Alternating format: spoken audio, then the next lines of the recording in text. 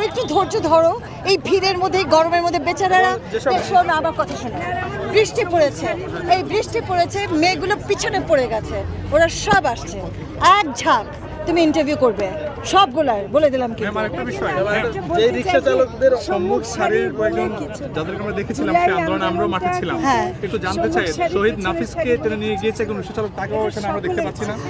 সেই সঙ্গে আরেকজন রিকশা চালক ছিল যিনি শাহবাগ দাঁড়িয়ে হাত উঁচু করে স্যালুট দিয়েছিলেন, যার ছবিটা আপনারা ভাইরাল আপনারা এখানে রেখেছেন, কিন্তু ওদের ছবিটা আপনারা ছাপিয়েছেন টি-শার্টে, সেও তো নেই। আর সেখানে প্যাডেল চালিত রিকশার বেশ ভূমিকা আমরা দেখেছিলাম। আমি জানি, শোনো আমরা, আচ্ছা বলো, একটা তো কারণ আছে। প্রশ্নটা কি একটু আরেকবার বলো। ও বলছে যারা যেসব রিকশা চালকের অবদান শহীদ নাফিসের, তাদের সবাইকে দেখতে পাচ্ছে না, এবং যার সবাইকে তো আমরা পাইনি। তারা কোথায়? আপনারা জানেন যে এখনো প্রপার লিস্টিং করা হয়নি, সবার কন্টাক্ট নাম্বার আমরা এক জায়গায় প্রোগ্রাম করছেন, জি জি, আমাকে একটু বলার সুযোগ দিবেন তো প্লিজ। নিজেরাই প্রশ্ন করে নিজেরাই জবাব দিয়ে দিচ্ছি আপনাদেরকে। আপনারা যে একটা কথা বললেন না যে পায়ে চালিত রিকশা নাকি ব্যাটারি চালিত রিকশা, আমরা নিজেরা আন্দোলনে ছিলাম, আমরা দেখেছি যে এরকম ব্যাটারি চালিত রিকশা ছিল, একই সাথে পায়ের চালিত রিকশাও ছিল। এটা কোনো কথা না যে শুধুমাত্র পায়ে চালিত রিকশাগুলো ছিল, এটা আমরা দেখি নাই, কারণ আমরা জুলাইয়ে মাঠেই ছিলাম, ফলে আমরা দেখেছি।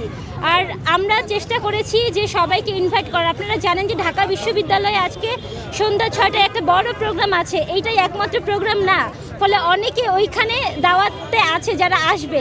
ফলে আপনারা একটু প্রচারণার সময় একটু এটা বিবেচনা করবেন যে আমরা আসলে কাউকে বাদ দিতে চাইনি।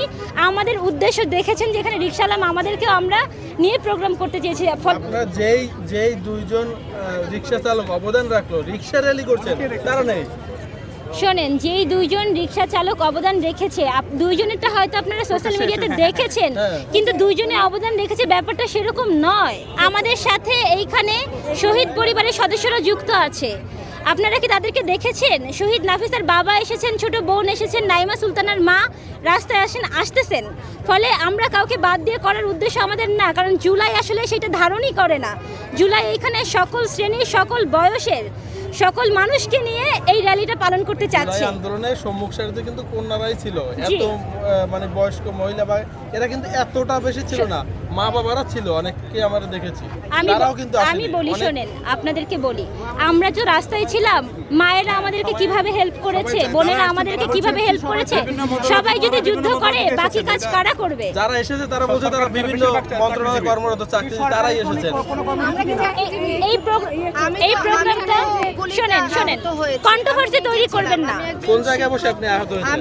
আমি নর্থ সাউথ ইউনিভার্সিটিতে আমার বাচ্চাদের সাথে আমি নিজে যুক্ত হয়েছি, একজন অভিভাবক হিসেবে যুক্ত হয়েছি।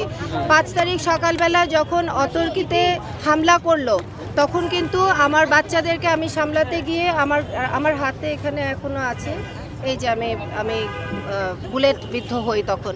তো আমি কথাটা তুলে নিলাম এই কারণে যে হয়তো সম্পূর্ণ মেসেজটা আপনাদের কাছে পৌঁছাচ্ছে না।